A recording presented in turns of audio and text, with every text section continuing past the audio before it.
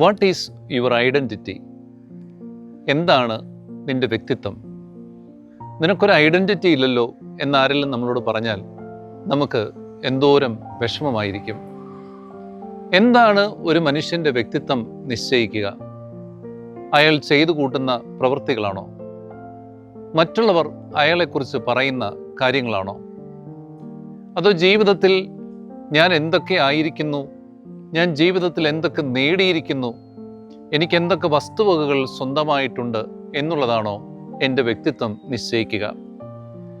പഴയ നിയമത്തിൽ മോശ ദൈവവുമായിട്ട് സംസാരിക്കുമ്പോൾ മോശയുടെ മുഖം തിളങ്ങിയതായി നമ്മൾ വായിക്കുന്നുണ്ട്.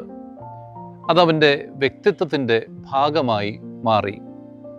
യഥാർത്ഥമായ വ്യക്തിത്വം എന്ന് പറയുന്നത് ഉള്ളിലുള്ള ദൈവിക തേജസ്സിനെ ജ്വലിപ്പിക്കത്തക്ക വിധം നമ്മുടെ ജീവിതത്തിൽ നമുക്കതിനെ പ്രകാശമാനമാക്കാൻ കഴിയുന്നതാണ്.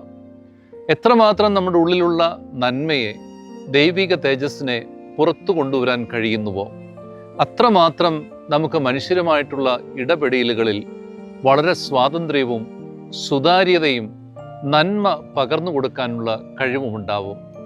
ഒരു മനുഷ്യനെ മറ്റുള്ളവർക്ക് ആകർഷണമുള്ളവനാക്കുന്നത് അയാളുടെ സൗന്ദര്യമോ അയാളിലുള്ള സാമ്പത്തികമായിട്ടുള്ള കഴിവുകളോ മാത്രമല്ല, മറിച്ച് അയാളുടെ സ്വഭാവം ആണെന്ന് നമ്മൾ പറയും.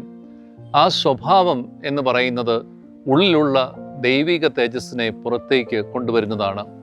എല്ലാവരോടും ദയയോടെ, കരുണയോടെ, വാത്സല്യത്തോടെ, സമാധാനത്തോടെ, സന്തോഷത്തോടെ, നീതിയോടെ ഇടപെടാൻ കഴിയുന്ന ഒരു പ്രകൃതം ജനിപ്പിച്ചെടുക്കുക എന്നുള്ളതാണ്.